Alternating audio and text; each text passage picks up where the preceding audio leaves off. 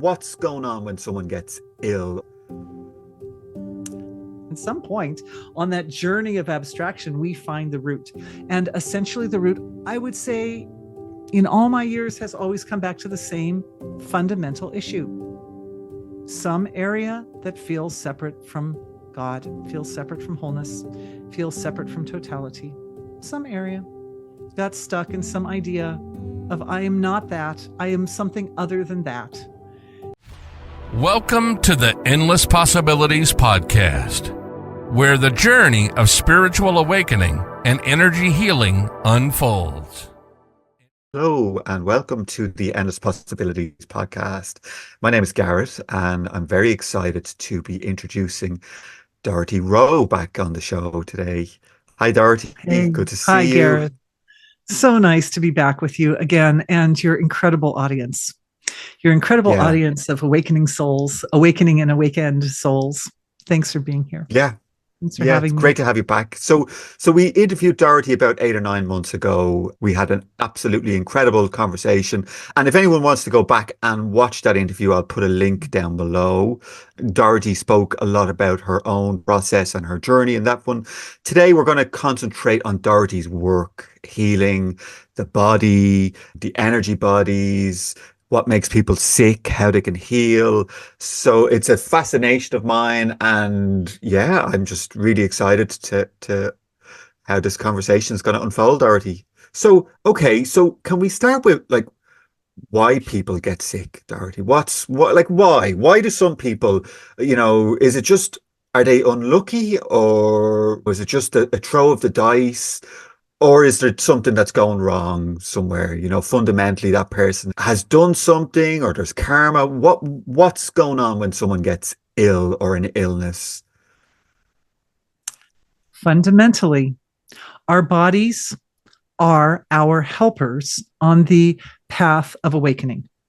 So the body wants us to awaken. And the body doesn't... Reality is kind of simple from a physiological perspective, right? There's just this simple goal of intimacy or union with the divine that the body's aiming for. And as human beings, we're riding out the journey of the human life through our senses of perception, our field of awareness, and of course, the capacity of the mind to analyze and synthesize our experiences. But because the body is the vehicle, we have limitations. There are limitations on how our awareness actually flows or interacts with the field around us.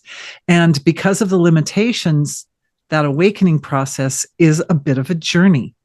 We only have 5 senses. We don't have infinite senses, right? And so this process of awareness moving through the field of creation to gain ever greater intimacy with the divine is supported by the body. So the body is super smart, right? It's made of like cosmic material, stardust. And the body knows what is the area of next greatest potential for unfoldment. And so the body will tend to fall ill when the individual has gotten misaligned with their highest evolutionary trajectory, with their full potential, their highest potential for evolution. And so, we're going along our evolutionary path, and a lot of the times it flows.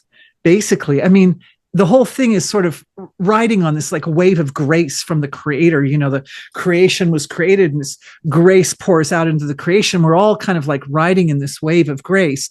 So a lot of the time people are fine and they're just following that flow nicely. It's like you're in the middle of the river, right? So you're flowing along. But if you tend to get off into an eddy on the side and get stuck in something over there on the side and the evolution isn't flowing forward, then the body will go, oh, something. I need to help the soul within me get back aligned with their evolutionary flow. So every part of the body represents a different facet of our relationship as individuals with the wholeness, the totality of our nature. Therefore, different areas of the body will fall ill or become compromised in order to inform the intelligence within, or the awareness, like precisely what is that area where the misalignment is occurring. So all the different parts of the body have a unique or particular relationship with the divine. And each relationship is a little different. I can give you dozens of examples. We could take the arms and hands, for example.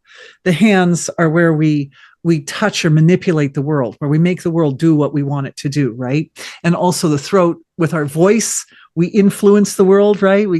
And share our truth. And so what happens is there's this system that starts with the core of intention of, I want to have an influence or an impact on my reality in a certain direction. And then that goes to the shoulders, which represent the foundation of that process. So the shoulders essentially represent our connection to God, or a connection to wholeness, which interestingly, our shoulders are right here. And they're like, in a sense, they connect to the heart center, right? Which is also the place where we integrate with the divine. So shoulders are the foundation. And then the arms and the elbows in particular represent the way we extend ourselves out into the creation.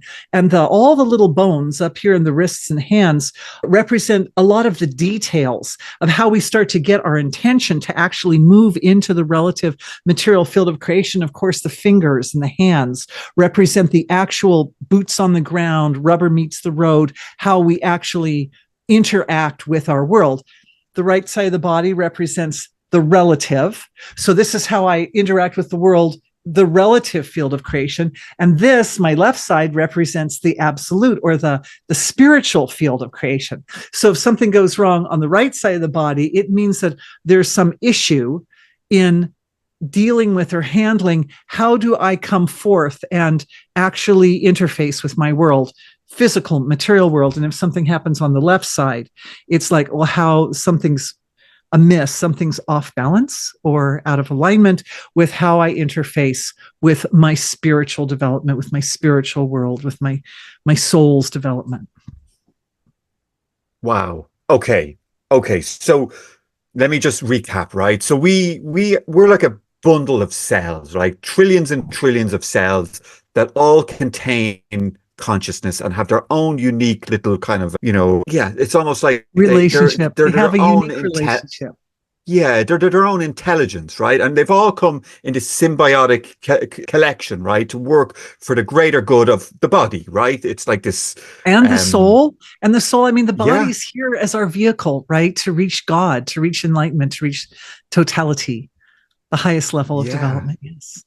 So, and we have a captain at the ship, right? Which is our soul, our intellect, our mind, and what you're saying is that we can get out of whack somehow, right? We can veer off, maybe get stuck in an addiction or some sort of a mental loop where we're just, going around in circles.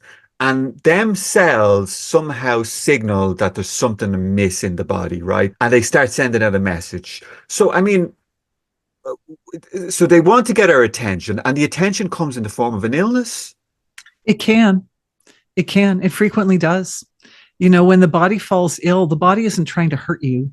The body is trying to help you realign with your highest potential, essentially. Okay. So the intelligence in the body is trying to get the message across. Let's just say it manifests an illness, right? But let's just say that illness goes too far, right? The person doesn't catch it in time, right? And all of a sudden they're seriously ill, okay? What do we do there, right? Because it seems like the message has somehow turned into a terminal illness that they may not heal from, right? Yeah, good question. Did they take it too far? No, it's good. It's good. I love it. Okay. So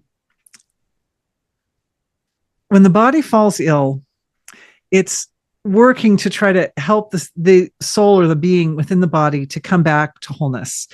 And if one can, at that point, rather than feeling resentful and upset and angry with the body and feeling, it's not fair and why I have to go through this and somebody else, if we can get out of that whole sort of mindset and say, what is the body really trying to teach me? What is the lesson that I'm supposed to be getting out of this?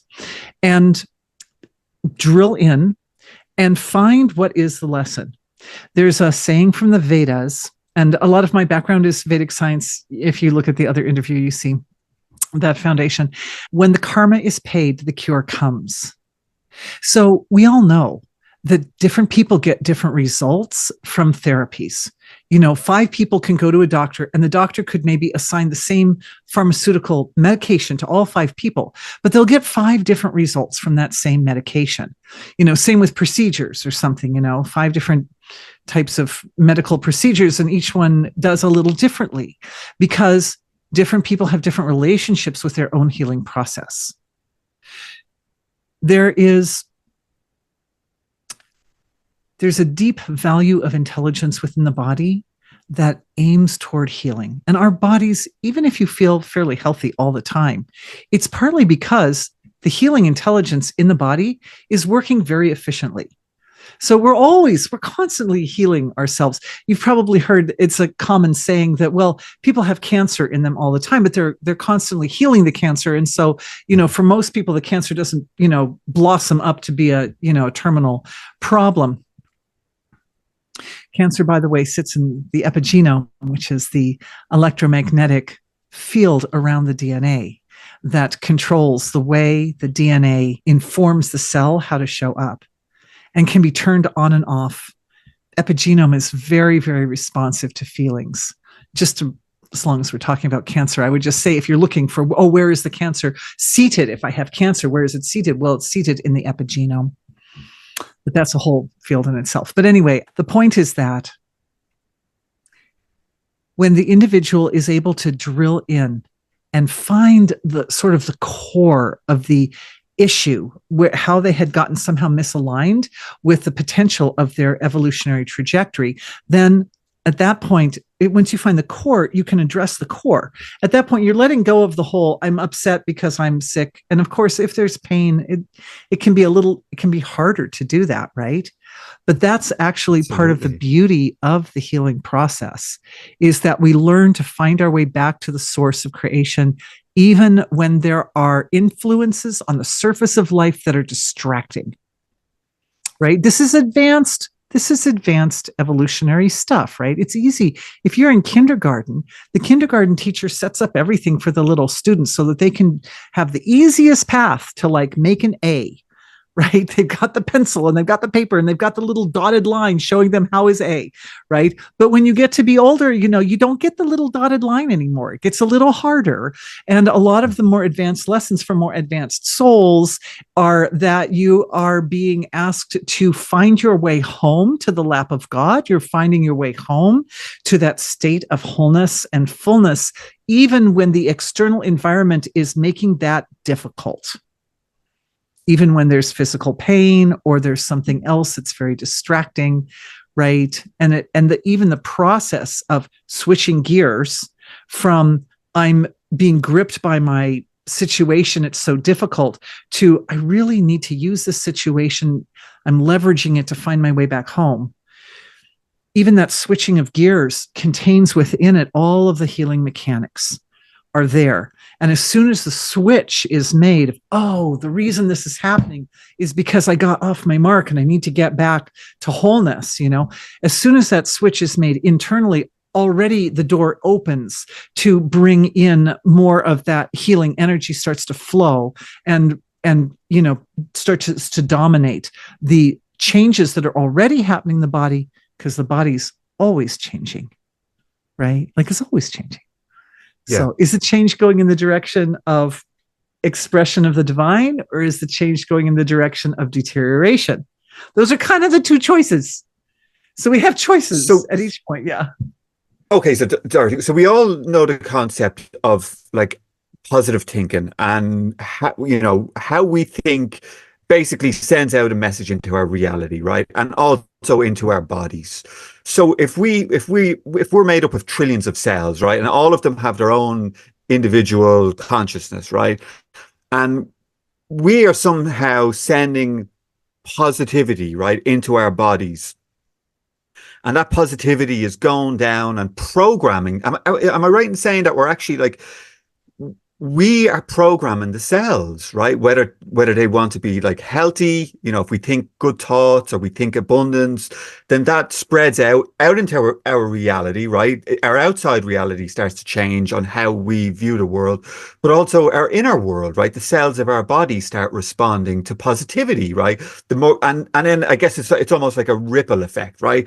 The better we feel, the more positive we are, and then it's just like everything starts going great.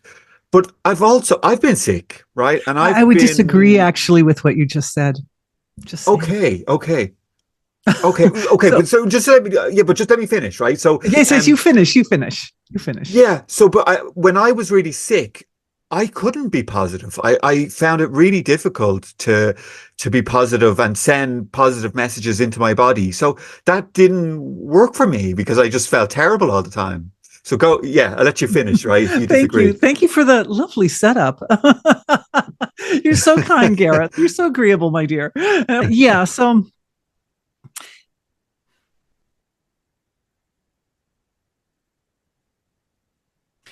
the nature of human experience is to embrace the entire range of emotions, from the darkest emotions to the brightest, lightest emotions. And I know there are some schools of thought that kind of encourage people to stay on the bright side, essentially, but I don't think it's normal. I don't think it's normal for people. Gareth, you and I are both parents. When you're a parent, you get tested, you get stretched, you get tired, like there are things and that's so evolutionary. Like we all know how incredibly evolutionary it is to be a parent, and yet it's not always easy. And I think the point here is that the nature of the thought itself. First of all, thoughts tend to reside more at the superficial level of the field of conscious expression. So we'll start with that. And so at the surface, at the thinking level, is not the most powerful way that you show up in this creation. It's not the way you show up that influences the field of life the most profoundly. Okay. Thoughts are kind of at the surface. They come and go, right? And emotions are a little deeper than that, but they also come and go. But what's more important is the foundation of those thoughts and emotions, that they are anchored back to the source of creation, which is the reason for getting sick in the first place, right? And feeling miserable or feeling depressed or whatever kind of feelings unpleasant that come along with that experience. It's the negativity of the feelings and thoughts doesn't have to create a deteriorating effect on the physiology. They can actually be catalysts for healing when one utilizes them as tools to get back to the source of creation and back into the flow of the grace of the divine, or however we want to say it. Sometimes I like to use the word back into the lap of God, because there are layers of expression that are produced through our physiologies and through the field of our consciousness. And they start with the impulses of pure being that are constantly arising from the source of creation. And those impulses, it's like a fountainhead, right? The source of creation is just spewing forth all these resources, intelligence and creativity and energy, and it's just coming through like gangbusters. And then what happens is that flow first connects with us at the very fine, more abstract levels of consciousness, which is one of the reasons we are driven to the awakening process, because we know that as we gain more and more facility with that awakening experience, we get closer and closer to those impulses of pure light, pure being that are emerging from the source of creation. And so we're picking up that resource closer to its origins, and it's more powerful down there. And we are more powerful at those deeper, more abstract levels of our consciousness. So, so there is that. It comes forth, and it comes forth as this sort of foundational energy. And at that foundational level of consciousness, we experience ourselves as intimately connected to the entire field of creation. The web of life. It's like a collective level of creation where Gareth and Dorothy and all the angels and all the saints and all the great philosophers and of all times, and everything is there. Everything, all that resource is sort of churning down at that deep level. And that creates a sort of, would the word be zeitgeist, maybe? It creates like a kind of an atmosphere. There's a kind of atmosphere created, but it's very abstract. It's not specific, and it doesn't really relate to this material world so well. It just creates the underlayment. And based on the underlayment, then that's why we are co-creators with God, because what we do through our little well-defined nervous systems is we sit on that underlayment and we bring up thought forms that are much more specific. I'm starting something. Oh, this is going to go well. Or, oh, this isn't going to go well. Or, whatever. I just traveled out to Arizona to see my family. And you can bet I was like, oh, this flight on this airplane is going to be so smooth, right? Because first there was and I looked to the underlayment and I saw the entire field of heaven supporting, oh, this flight is going to go well. All the angels and all the beings of light, they're all there just creating favoring a positive experience on the travel, because our universe would implode if the underlayment didn't skew toward positivity, right? The underlayment has to skew to the positive, to life supporting, healthful, etc. Otherwise, the whole thing would collapse. So it's a fundamental process of some sort, is it, that just exists? And when we start to send out that message of positivity, reality starts to become malleable. Like it's almost like, what we're sending out, reality then starts to change on how we see it in our mind's eye, right? Is that what you're saying? Absolutely. And Yes. There's a force that's behind that. But what's important is how connected we are with wholeness. That's like the determining factor of the positive outcome from the thought, because you can even, think something that, could be taken as negative at the surface somehow, but it can still have an incredibly evolutionary effect as long as that connection to wholeness is there. There's another saying from the Vedas that is, for an enlightened man, even the destructive laws of nature work in his favor. So that means that even difficult or impossible or challenging or harsh situations will still result. I mean, look at the assassination attempt on Trump. He just came out smelling like roses, I mean, oh yeah. So, I mean, like even the worst type of thing can still work in a person's favor if they're anchored. They have to be anchored to wholeness. Am I saying that Trump is anchored to wholeness? Well, we're all anchored to wholeness in some way or another. And the universe skews toward the positive. It skews towards supporting life and supporting the evolutionary process, essentially. So it's not that difficult for us as humans to sort of click into that more positive life supporting side of the dynamic, you could say, in the process. But, as a parent, sometimes anger and fear is your best tool. Right? If the toddler goes out toward the street, fear is your tool that gets you to get out there and grab that little guy by the scruff of the neck and bring him right on back, And if fear wasn't there, that wouldn't happen. And then that tendency would, not reproduce. You would lose that child and then they wouldn't reproduce as an adult, right? So we can see how the survival of the species and all that is sort of built around the fact that we have this whole range of emotions. And as long as they're aligned with the highest goals of creation, which is ultimately, in my opinion, is intimacy with the Creator. This is the highest goal, is that everything is aiming for union, essentially. That as long as that goal is there, then even those negative feelings, fear or whatever, they just make you more protective. Anger makes you peel the illusion and Dorothy, out of the world. When we are in union with the divine, our bodies, the cells are happy, right? The body works beautifully. We're happy. We're healthy. Our hormones work well. It's like all the cogs are greased. Everything just seems to be moving nicely.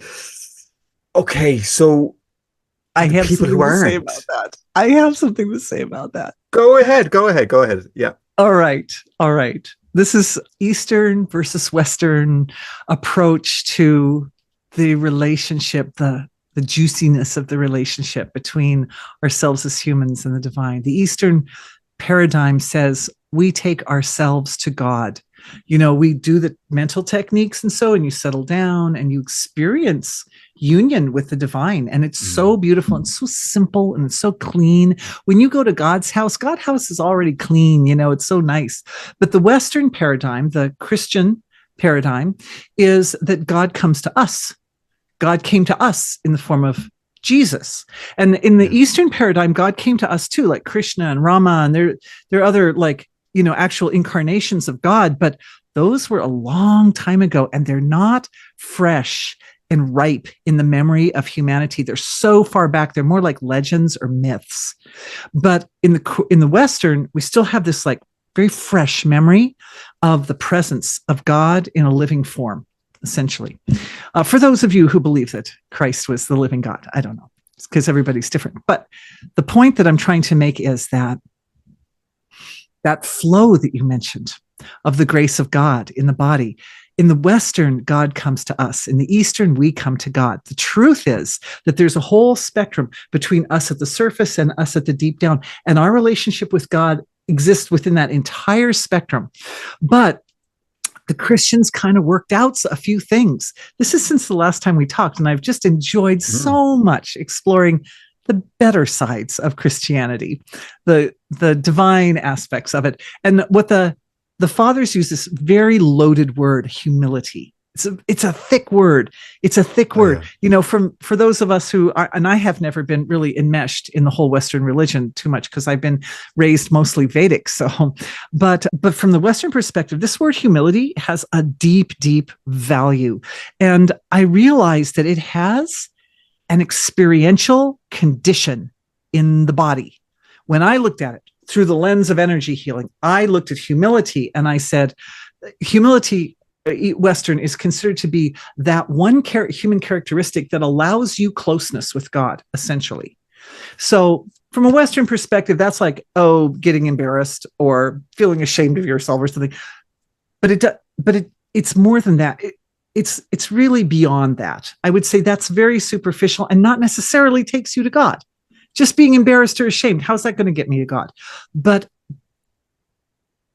by marrying the Eastern and the Western, what we get is the mind stable in the silence of being, allows awareness to fathom the fullness, the full potential of the heart. And this is where the Jesus prayer comes in. There's a prayer. I'm a meditation teacher, so I've used mantras my whole life. And the whole purpose of a mantra is for the mind to go into the silence of being. And it's so beautiful. So when I learned the Jesus prayer and that the monks practice it all day long, every day, so I thought, well, they must be using it to transcend. No, it has this different effect. What it does is there's some transcending there because they do it repetitively. It's a very, very simple, Lord, have mercy. Lord, have mercy. It's such a simple prayer. It's as small as a mantra. So that does create some transcending, but what it does is it wakes up the heart. So the heart has these two phases of evolution that it goes through. One is that it gets so full, so big. It's the monks talk about just being in tears doing the prayer so I went there and I did it first few times. I'm oh yeah, I've got the tears. I feel that full is so full. I'm crying. I love Jesus so much. It's so beautiful. But then I realized, well, the experience of fullness, that overflow, volcanic fullness of the heart can also transcend. It can become finer and finer and finer and finer. And I realized, well, then you get into this condition where the mind is in absolute silence. The heart is in what I would call transcendental love, because it's a love that's so full that in order for it to get fuller, it has to transcend. So it spreads out, it stretches out, right? It expands, just like the mind expands when you go to the silence of being. The heart also expands when it becomes transcendental love, but the love becomes less well-defined, right? When it's the volcano of love, it's you feel the love so big, you're crying because it's I love you so much, But then when it transcends, it's no longer overwhelming. It's a very abstract love. It's almost is it even love? There were moments where I was is it love? Is it really? Oh, yes, it's love. I check in. Is it love? Yes, it's love. But it's so transcended that it's undefinable. It becomes undefinable. And so you've got this absolute silence. and absolute transcendental love. And what happens is it opens the whole upper body. This is where we interface with energy healing, right? And the actual physiology, because the nervous system has to accommodate that level of experience. But it's not so hard. You can do it. You, the listener, you can do this, right? Anyway, then this and this become open channels for the flow of the grace of the divine, for the presence of God to enter the body. And it enters the body. It comes straight past the head Mahamarma. It comes straight past the heart Mahamarma. It goes right into the gut. And the gut, made of 39 trillion bacteria, each with their own relationship with God, which are unhindered because this and this are transcending, right? So when the head and the heart are transcending, every single gut bacteria is like, oh God, I love you. Like, I have my relationship with God. And there's 39 trillion of them. It's like having the eye of a fly with 39 trillion facets or something. And all of a sudden, this relationship, which has the potential to be very big. It's a big relation. Unlike relationships with people and stuff that we have in our world. I have a relationship with the necklace that I made, right? But it's small compared to my relationship with God.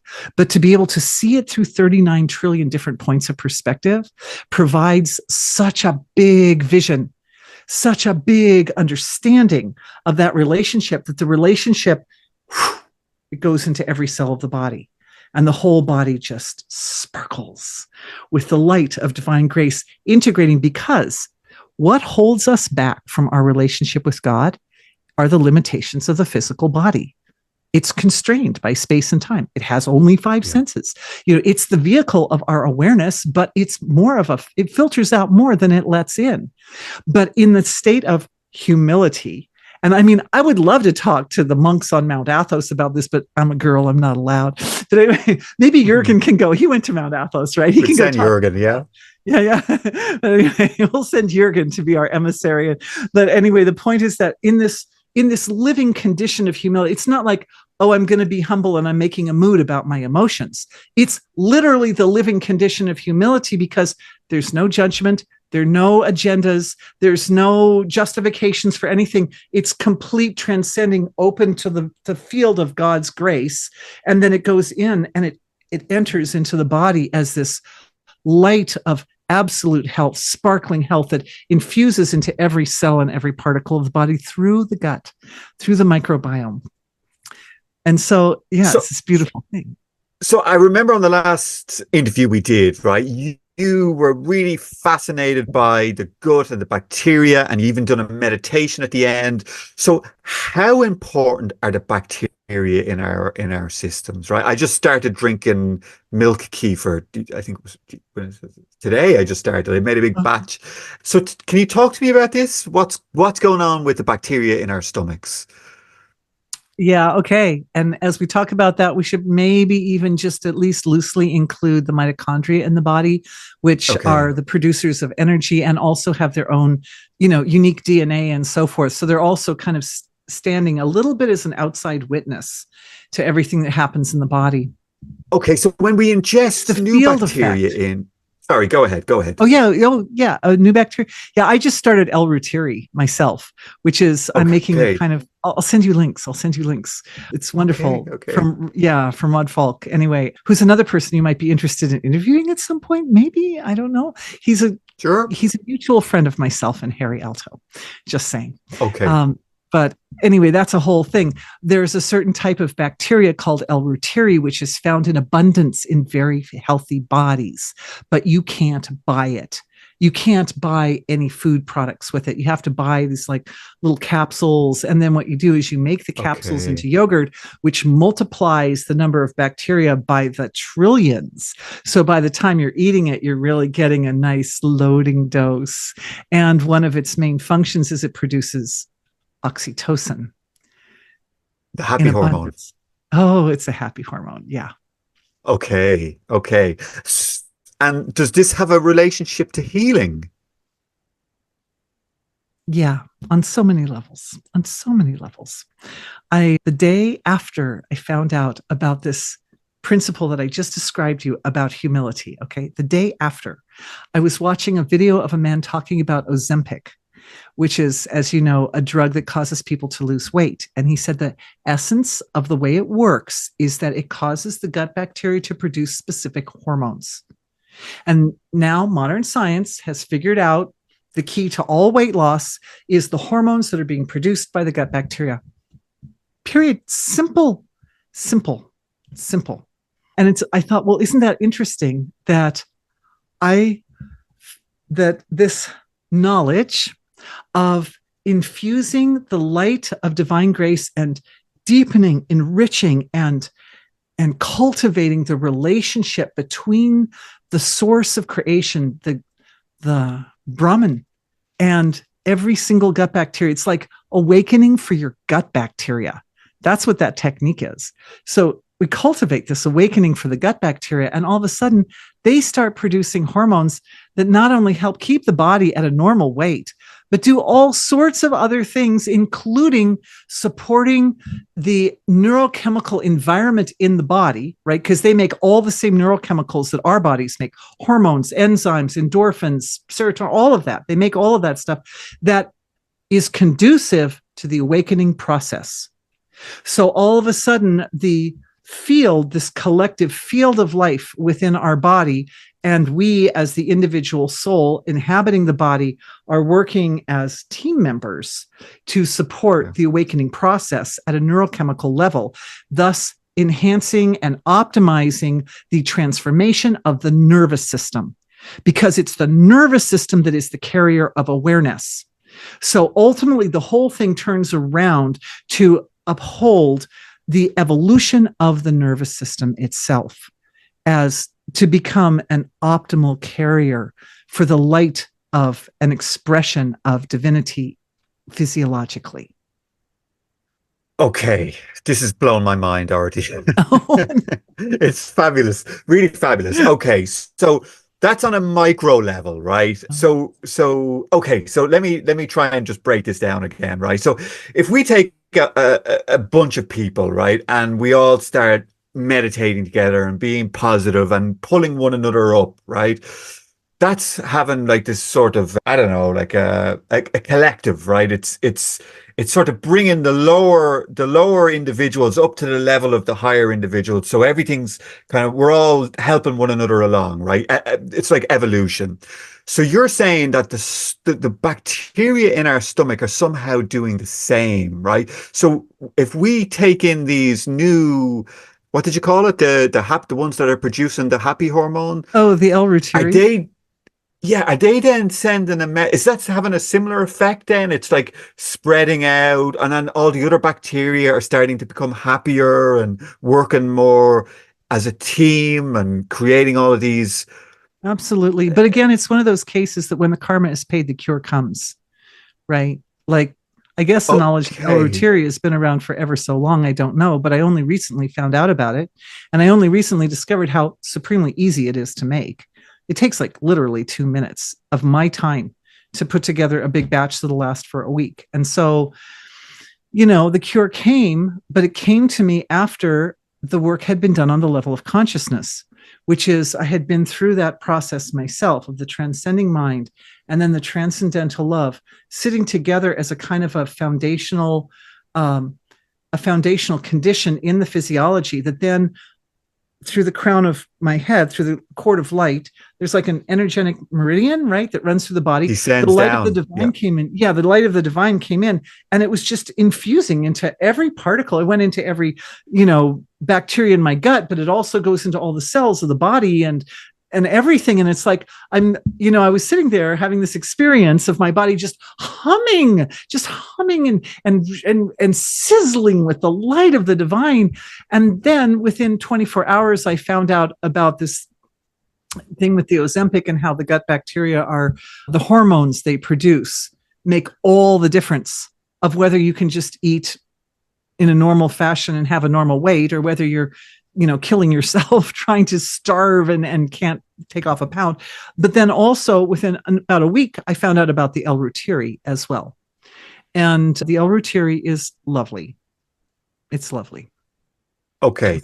I just want to go back, right? But That it works. descending. It works because the consciousness did it first, right? This is what I'm trying to say is like if you haven't paid off the karma, it's harder for the cure to actually help you, right? Like we were talking about that Okay. earlier. Yeah. Okay, Yeah. sorry. So when I had the descending energy coming in, right, it was coming in, and I knew somehow, right, I just on an intuitive level, I knew that that descending divine force wanted to enter every single cell of my body, right? And I was led to chanting, right? So I started vocalizing out loud, and I was, I was initiated into the Sri Vidya mantras. So I would, Om Shrim Hrim Klim Aim, and I would do this thousands of times a day. Like literally, I would get it up into the 5,000s and repetitions, malas. And I knew that by me doing this, that energy was percolating down into all of the different cells. All of the cells were opening up, and somehow that vibration was helping them to open up.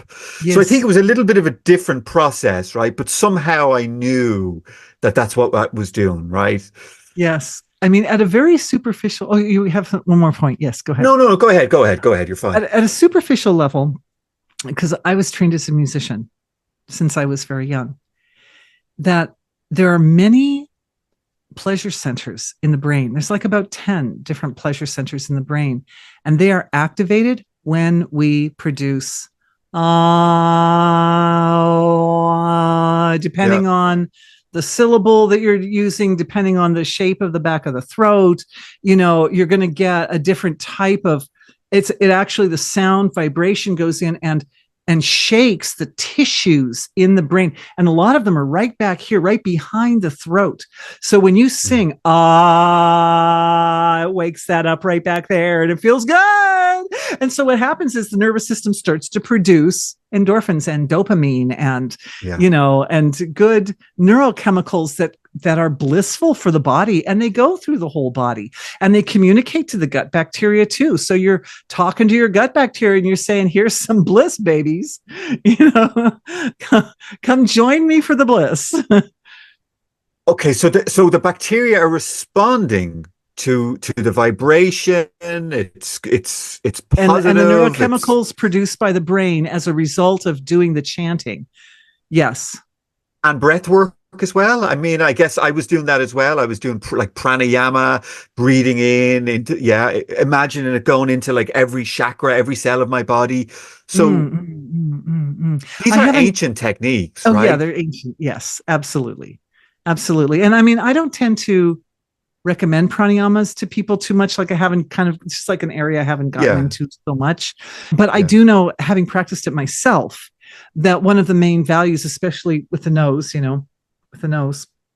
that it helps to coordinate the hemispheres of the brain. And when the hemispheres of the brain become coordinated, what happens is more neurological activity takes place in the corpus callosum, which is right in like the very deep center of the brain. And that deep center of the brain is also where the structures that produce dopamine reside. And also, very importantly, the third ventricle of the brain, which also vibrates when we do sound, but also activates when we do pranayama, where all of the organs that act as gauges for the various physiological, for basically balance in the body.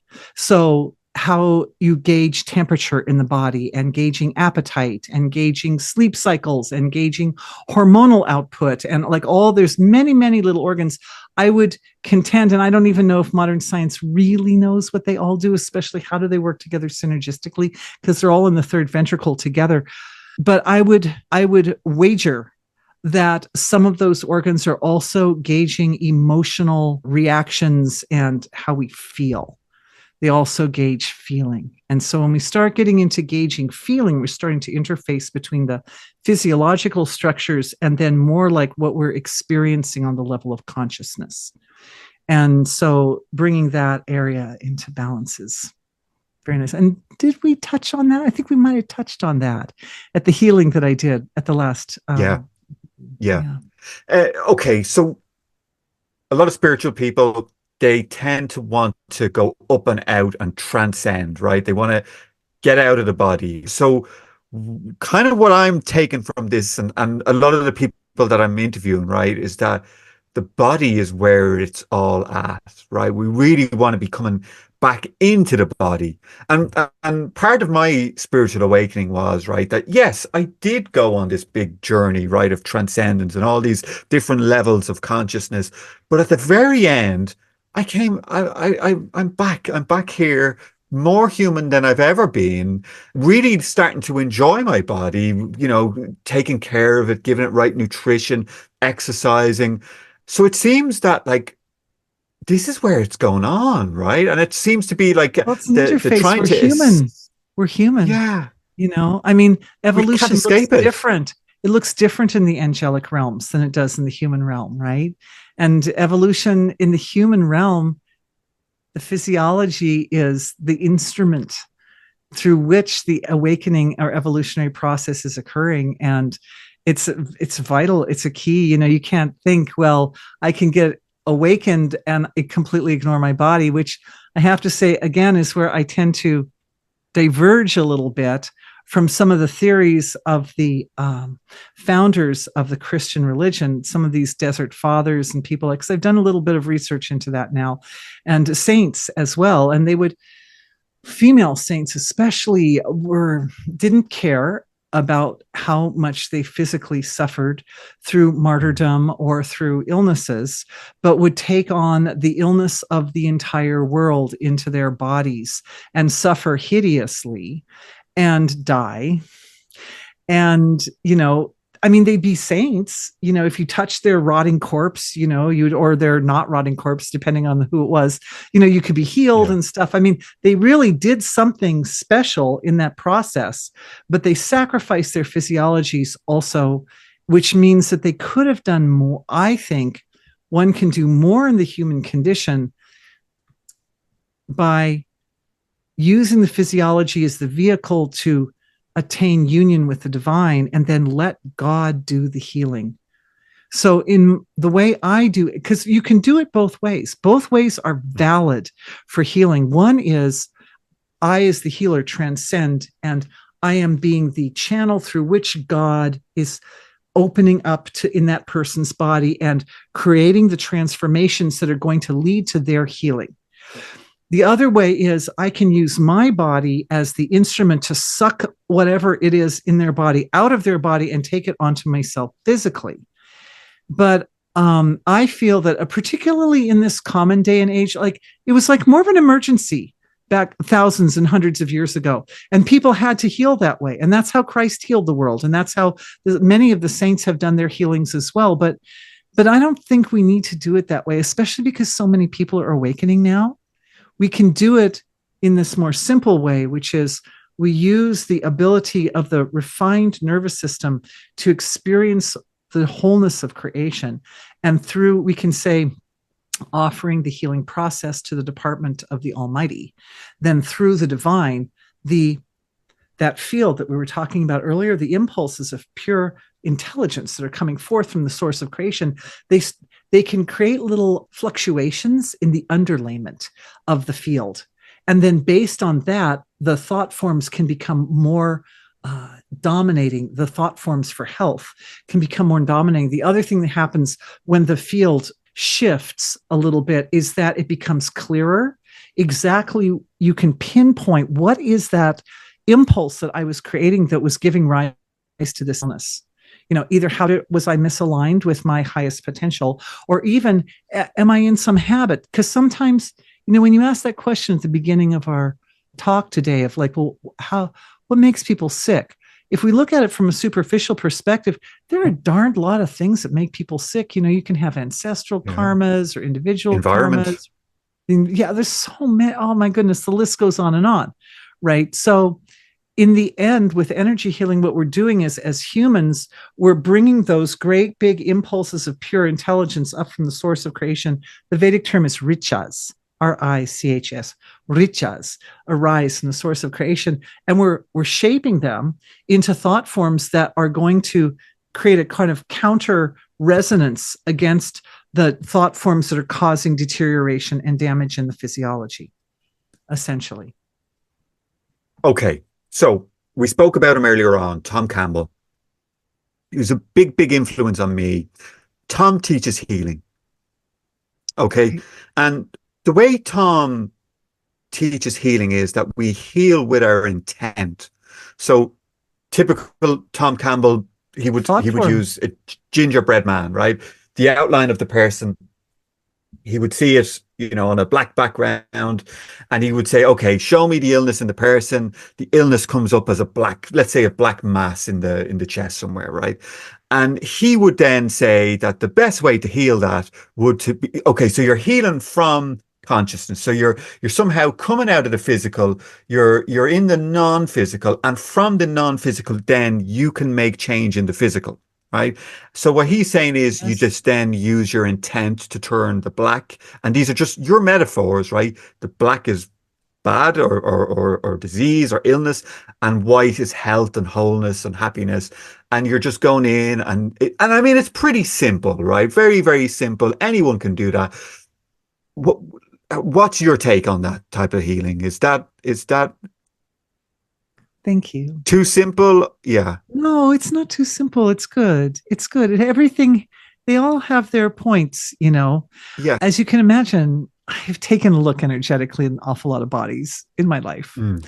And sometimes the imbalance shows up as, like, say, an area of darkness or blackness or something.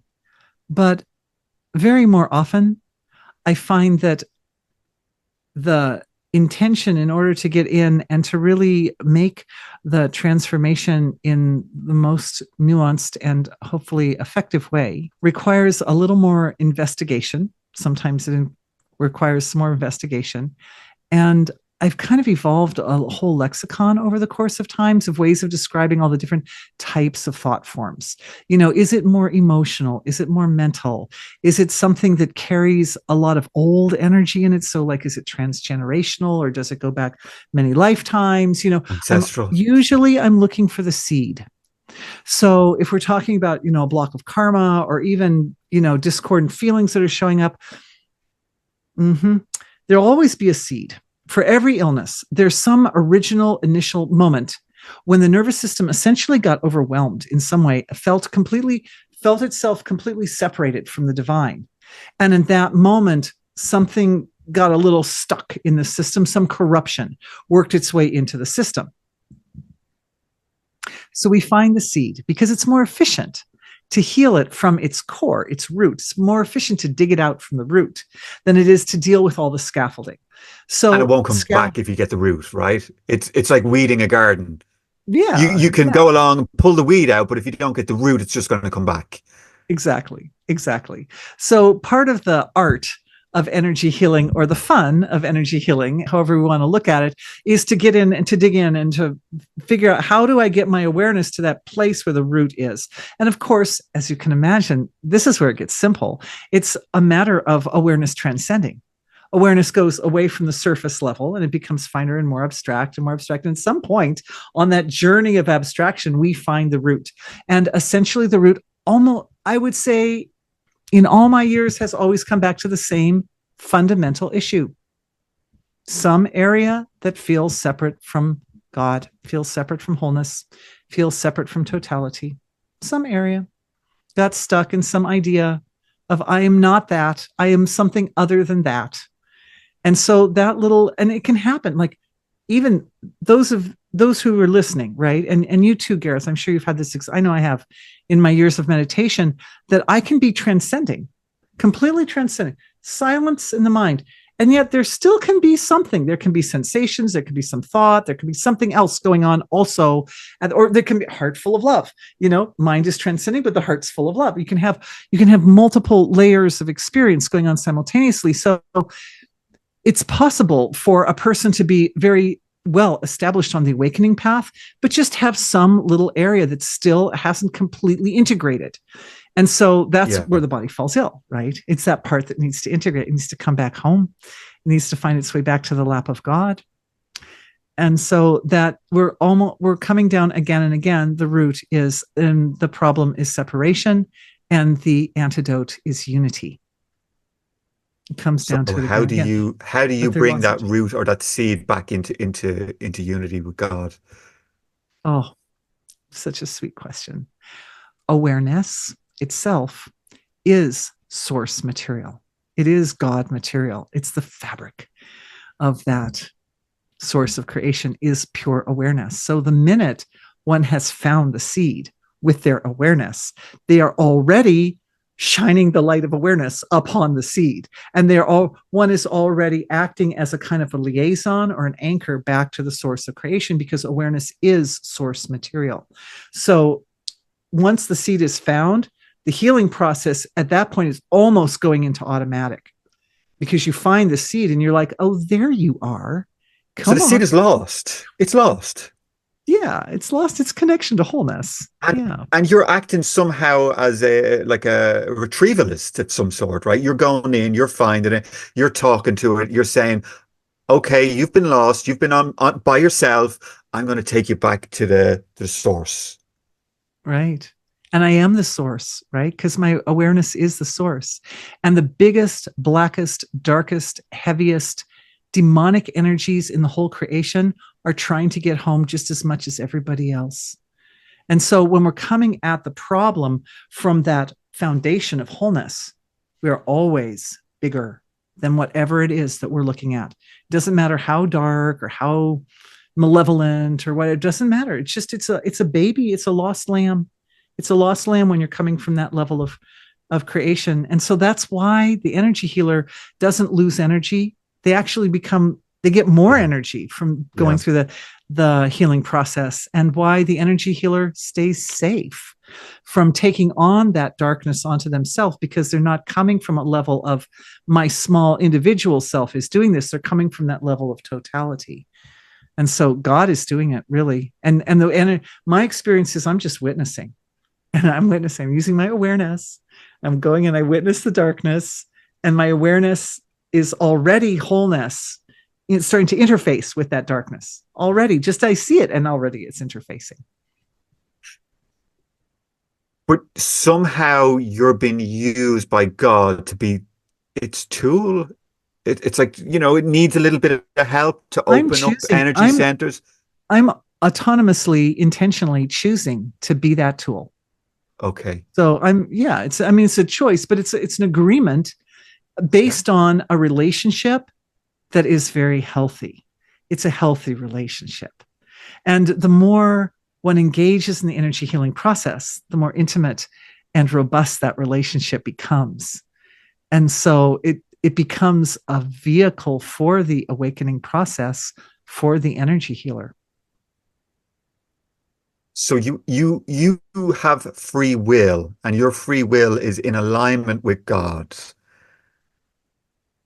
And I experienced at that point, I'm experiencing God also as myself, right? I'm experiencing the whole system. Yeah. I mean, obviously not the surface. My body is bound by space and time, and God is not ever bound by space and time, but there's definitely a co-creative element in the whole thing, because myself on the surface understands a lot of the nuance and detail of what's going on. People come to me and they tell me their stories, and their stories have all kinds of details in them. And I mean, God knows those details too, but because I'm shining from the angle of my individuality also, there's kind of a twofold points of perspective, right? Because my individuality, I'm sitting with that person at that time, so that there's an activation of my awareness on whatever is the issue at hand with them. And then God is in wholeness. So God is always with them. And so together, it's kind of like, there's kind of like a marriage, like a kind of co-creative process that occurs, but it's very much founded on my devotion and willingness to just say, thy will be done, thy will be done, thy will be done, thy will be done. Like I'm trusting that God knows the best way to do the healing. And that it's that person's relationship with God that's actually healing. It's their relationship. So it's not up to me to decide what their relationship should look like. And that comes back to humility, right? It's sort of like I know your angle, right? But I sort of work similar, but I'm kind of working with on the conscious side, right? I have awakened Mm. consciousness, but I mean, it just sounds so similar, right? It's like I always say, it's not me. I'm not doing anything, right? It's like I've just become a piece of plumbing for them divine forces to come down and to help, and it's beautiful, right? I again, I have free will as well. I could always choose not to do this and do something else, but Right. I've yeah, I've this is what I want to do. This is my life. This is like I want to co-create. I want to bring them energies in, be the vessel and let God or let them divine forces, they do all the work. Yeah. Yeah. Yeah. Yeah. So there are layers of the work that get done, right? The Mm, impulses of intelligence that are arising, the richas that are coming from the source of creation are extremely pure. They're just absolutely pure. They're almost qualityless. They're so pure, but they come yeah. up into the very subtle field of intelligence that's residing down at the very abstract levels of our consciousness. It's still like measurable, like you can find it. You can feel that there are movements of energy that are going on at that level. And at that level, a field effect is produced from that resource that comes from the source of creation. And that field effect creates a foundation for the intention of the individual who's being healed, basically. And you probably do this too when you're working with people, is you find out, what do they want? Like, what do they really I always want? ask And them, why are you here? Why are you yeah, here? yeah, Yeah. yeah. And so that becomes the blueprint, to help guide the flow of the whole transformation process. It's them, they're creating the transformation really in themselves. But Mm, that yeah. field starts to rise up. And I do think that part of the role of the energy healer is to keep an eye on what's going on at that fundamental field level, because I think until people are fully awakened and they're having at least God consciousness level experiences, they don't really know. It's too abstract and they can't really tell what's going on at that level, right? So it's good. Part of the job is to kind of keep that area illuminated so that the foundation is always oriented towards supporting the maximum effectiveness of their intention, that person's intention to heal, whatever it is. So The you're an field. interface. You see yourself as an interface, Dorothy, Yeah. And I mean, what for that person. I'm adding my awareness, Yeah. and because it's really easy for my awareness to get in, to see the whole thing from the very surface down through the very abstract and that whole celestial realm, and then all the way into the absolute silent source of creation. It's very easy for me. So it stays lit up. It kind of stays lit up while I'm meeting with the person. Okay, so let me break it down even more, right? So you get a person comes along and they say, Dorothy, I'm sick, right? So you close your eyes, you can then see their energy body, I see even with lots your of eyes stuff. open, even with your eyes open. Yeah, yeah, yeah, yeah. Okay, I look, okay, I look. So people will come and they'll say, and I'll say, what are the areas you'd like to cover today, and what is the, most important for you? Where's your priorities? And then I say, okay, now I'm just going to look and tell you what I see. I'm just going to look and tell you what I okay. see. And what I do is I transcend. I go into that humility state first thing, and almost immediately information starts just coming forth, starts issuing forth, because it's like an ocean. It's like a fountain, right? It's like constantly pure intelligence and pure knowledge is issuing forth from the source of creation. So this flow begins there. I have basically 3 different tools that I use to diagnose a problem. One of them is inference, where I was describing like the role of the arms and hands and shoulders. Remember earlier? Like you can kind of look at the different parts of the body and you can see how they fit into the evolutionary cycle of creation. There's a cycle of creations occurring where the source of creation rises up, it produces the whole universe, and then it collapses back into its own nature, and it makes like a kind of a loop, right? So Yeah, like yeah, the loop of the breath, the respiratory process yeah. is an example. The digestive process is like a 14-hour example. So it breaks it down in more detail, and so forth, all the senses of perception, everything. So inference is one. We can take any part of the body and we can say, well, this part of the body reflects or expresses the divine dialogue or the divine cycle of evolution from in this unique way. The second way is, so that's inference. The second way is using the reflective nature of consciousness and the body. So what I can do is, and I'm telling everybody this because you can do this too, is that I use my body like a mirror, because everybody's bodies are made on this sort of divine blueprint. Basically, we've got our heads and our hearts and our hands and our different parts. Yeah. And so what I'll do is I can look at the person's body, and as I'm scanning their body, I'm scanning my own body at the same time. And I'm saying, And you feel it? I physically feel In your own body. I physically feel in my body. My awareness will tend to go to a spot in my body. If it's going somewhere in the spine, or it's going to the liver, or wherever it is. And I'll say, well, this part is lighting up. Oh, the solar plexus chakra is lighting up. I'll say to them, something's happening at the solar plexus chakra.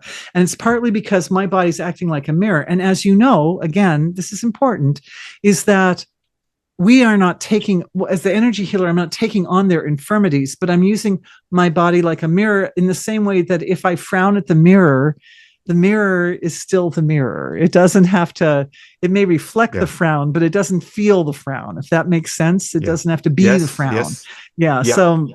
So I'm just using my body as a reflective tool to kind of get a little bit more of a read. And then the third way is that when the mind is transcending, it opens up the upper chakras. So not only the crown chakra, but the Ajna chakra, and then also the upper 8, 9, 10, 11, 12 chakras open. And so what happens is the light of divine being is coming in through the crown of the head during the healing process, and it activates the pineal gland.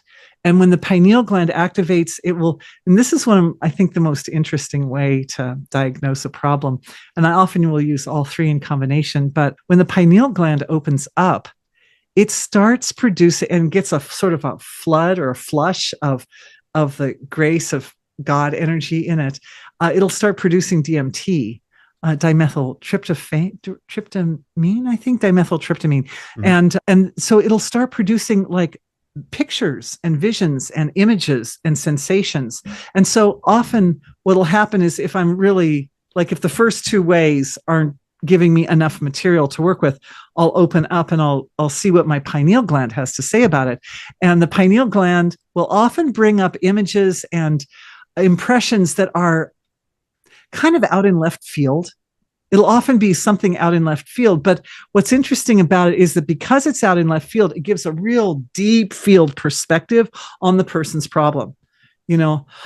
I'll say, like, I'll see something like, well, I'm seeing like, it's like you, like in a past life. It doesn't make sense to you. It doesn't make sense. Is that what you mean? Right. It doesn't always make sense. But then when I say it to the person, they'll be like, oh, well, let me tell you, and then they'll just be on it. Like, always, it's like that the person's just like going, oh, well, that, this is what was really going on at a deeper level inside of me, or this was something that I experienced in my childhood, or there's just so many ways that can show up.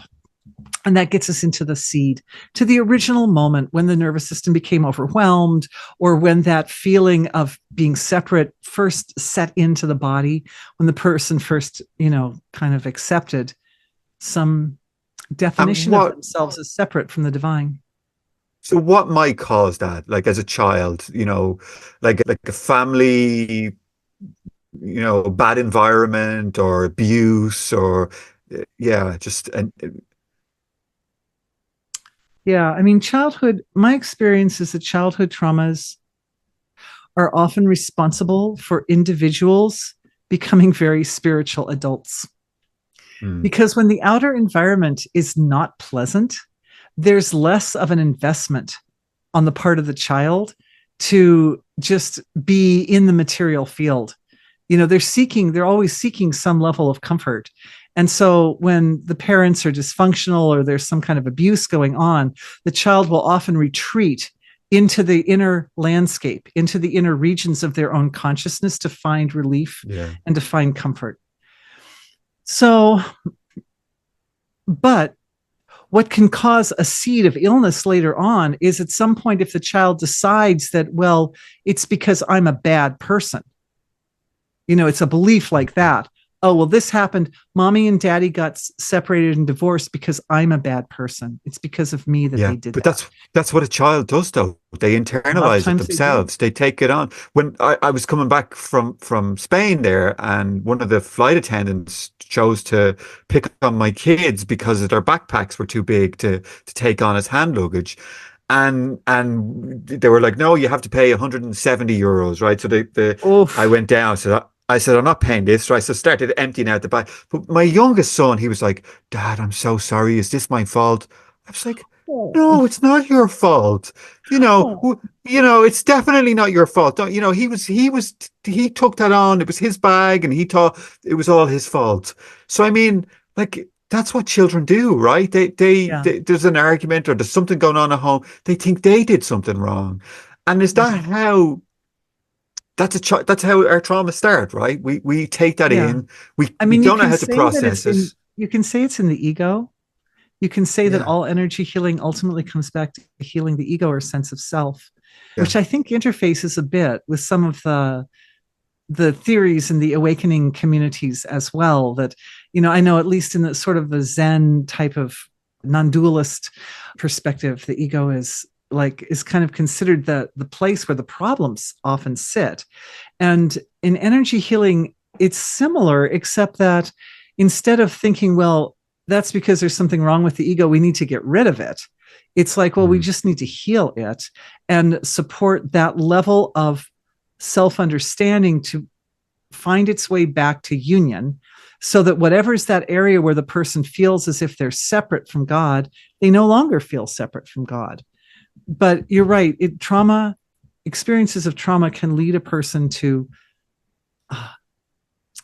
especially when the nervous system gets overwhelmed and the nervous system makes neural connections and also gets in the habit of making neurochemicals that lock physiologically that idea of I'm separate, I'm insufficient, I'm not good enough, lock it into the sort of the inner landscape, we could say the paradigm inside, then that can get carried for a long time. And unfortunately, it's one of those things that will kind of exacerbate itself over time. Then it builds up. Then you have experiences that validate that belief, and then those experiences leave impressions, and then the impressions, give rise to new layers of I'm not good enough, and so and so. So, essentially it does ultimately come back to that in every case. That feeling of separation is really a sense of I'm separate from the divine.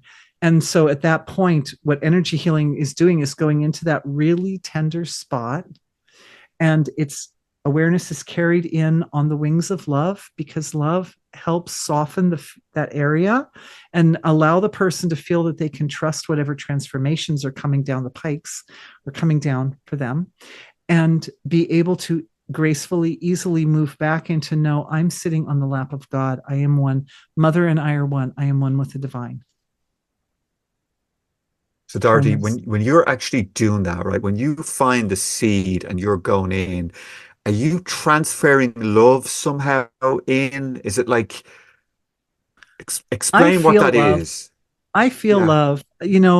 Dharma, another Vedic term, which probably most of your people are familiar with, has 4 legs: truth, compassion, purity, and tapas, which is another loaded word. That's a Sanskrit word, but the way I would best describe it is the ability to know when to hold on and when to let go.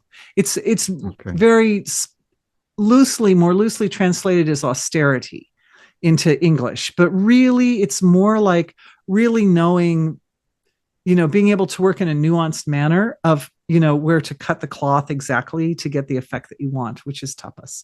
But truth is the truth of one's ultimate essential nature, being unified with God. So truth is the healing tool. It's the element that heals.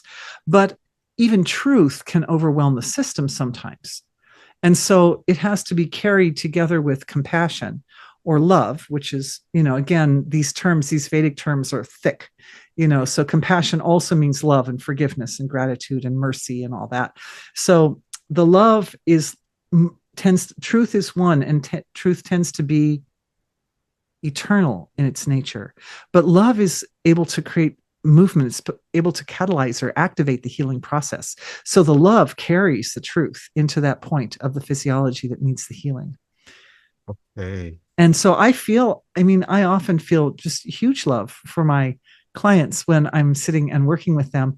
But also, since this recent understanding about how love can become more refined, can become transcendental love, it's even more blissful just to stay in that transcendental love and just let that light of the divine, just like when I'm in the transcendental love, the divine God presence is coming through every particle of my body. When I'm in the transcendental love, I'm also opening the door so that that's happening more efficiently for whoever comes to be healed For the as well. client. Okay. And you have the client come, right? You go into your practice, your mode, right? You search out the seed, you find the seed, and can you address that in one session? Is that all it takes? Is it one, like, is it done in one, or does it have to It's explain different what for happens everybody. then? It's Yeah. different for Okay. everybody. I mean, ultimately, people are healing themselves based on the degree to which their nervous system can handle the transformation. So, the more flexibility and adaptability is in the nervous system of the client, the more healing they're able to get and take in and integrate and own. And it can sometimes, great miracles can happen in a very short period of time. And sometimes it's like peeling off the layers of the onion, that you're peeling down to the root. And sometimes you start peeling down to the root, you get halfway down to the root, and the person's just like, God, it's just so intense. And so then we just work with that. We just work with whatever intensity is there at that point until they can move past that intensity. We can get down to a deeper layer. But it can, I've even in my own healing on many occasions, I've experienced, having to work on things for days, or, it takes time, which is why, in a way, I really appreciate this interview, Gareth, because it's giving me the opportunity to share the fundamental principles of energy healing with your people, because ultimately, everybody heals themselves. All these tools, here they are, you guys. Like, I'm offering them right here in this interview. Like, this is how you do it. And you can do it for yourself. And I would like to add to that one of the most powerful and effective times to do energy healing is during dream and sleep state. If you're at the point of cosmic consciousness or God consciousness or something, then you're having lucid dream and sleep state. And so the body, the nervous system is far more stable and adaptable in dream and that mode, right? That mode of dream state and sleep state is a far more effective mode to accomplish energy healing. So I do healing all night long. I meet people all night long because So you're that's the most active effective in, energy. yeah, yeah, yeah. And sometimes when you carry out a healing on someone, it's kind of nice if sometimes if they fall asleep, right? Maybe there's a part of them that needs to be taken out of the picture for a little bit so you can get in and work. Yeah. Absolutely. I mean, we listen very well when we're in sleep state, actually. And we integrate a lot more information a lot more quickly in dream and sleep state. So yeah, it's lovely. When people start to drool down their front is the best. It's like, I feel like, oh, I did my job really well. Yeah, yeah. And just, I'll wrap it up soon, right? But just one more thing. So I guess the client and their attitude and their willingness to heal also plays a big part in it as well, right? Whereas, let's just say you get someone who's sick and one of their friends says, "Oh, I know this lovely lady, Dorothy, you should go and do a session," right? And they turn up and they don't really want to be there, or they don't really believe in energy healing.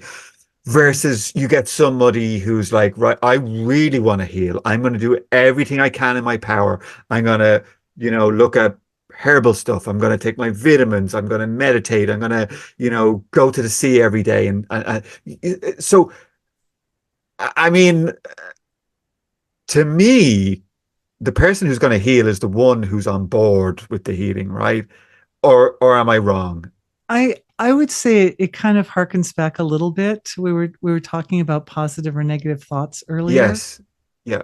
I would I would say it's the degree of integration with the source of creation that determines, how effective the healing is for that person.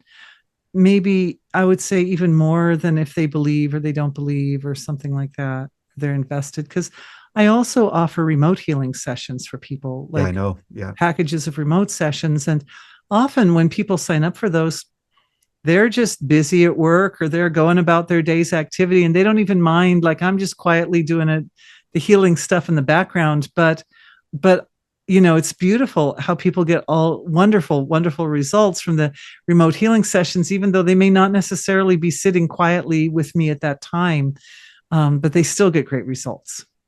So it And just, I know a lot of people who've done your distance healing sessions, Dorothy, and I get so many messages say, "Oh wow," and they report the energy as well, because a lot of the people I work with, they're all really interested in energy and transmissions, and yeah, so a lot of people have come back and they say, "Oh yeah, they're great. I can feel them. Yeah." So even though they they're might be such off sweet doing something at people. those times, they feel Yeah. it. They feel the energy and the healing. Yeah, Yeah, yeah. And often, with the remote healing sessions, another thing that'll happen is, because the people that you work with are so connected to their yeah, own inner source, that yeah, what will happen is the transformation will come to them at the point where they're most receptive. So a lot of times those people will end up getting the actual healing. The healing transformation will occur at night while they're asleep or something. Even though I sat and did the transmission at like 11 o'clock in the morning, my time here in the USA, people get the healing at the point and in the way that they're supposed to get it. That's most when they're the most receptive, and the effects will be optimal. mm, wonderful. I'd say we've probably covered everything, Dorothy. Or is there anything you Yeah. would like to? No, it's good. It's good. I It think we did was, good.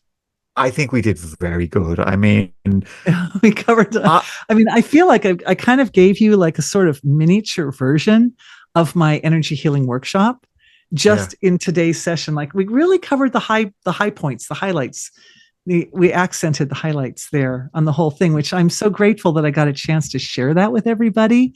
Because if there's anything that I would wish that your people got out of this talk, is an empowerment of their own ability to heal themselves and to stay well and to make it through the changes that we have ahead of us, because our world is going through a lot of really, really big transformation right now.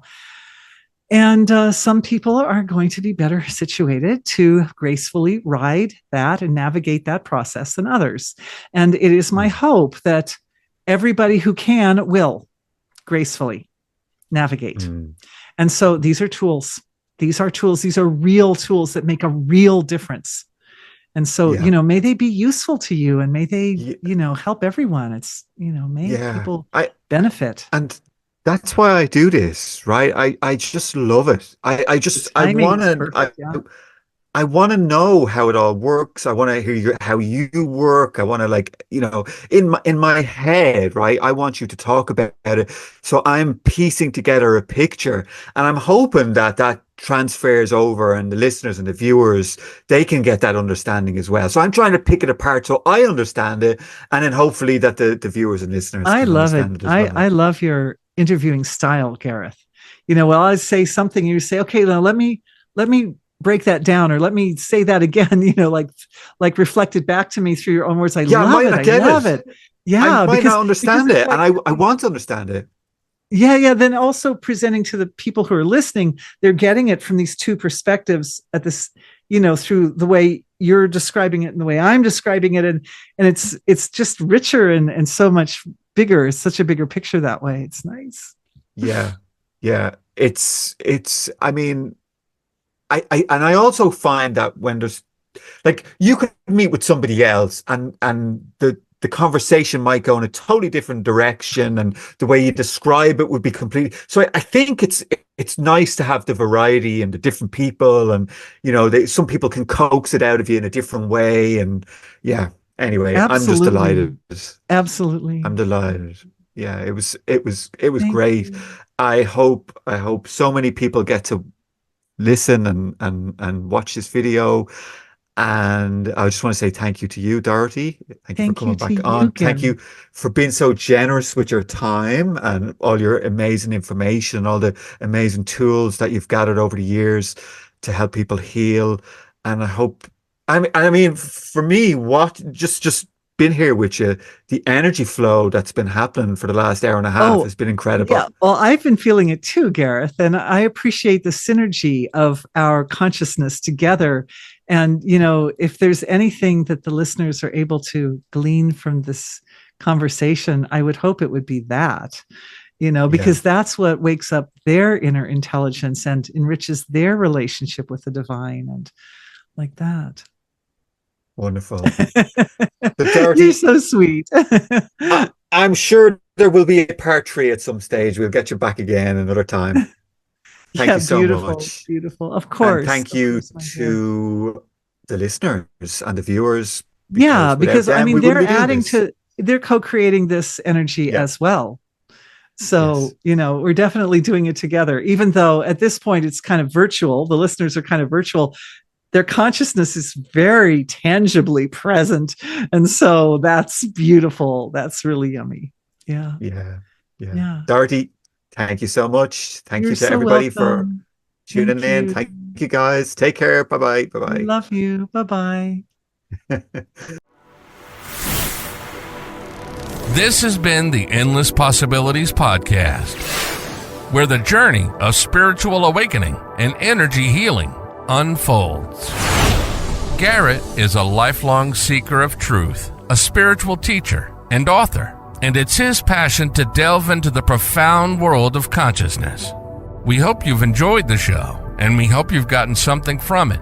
If you did, make sure to like, rate, and review. We'll be back soon.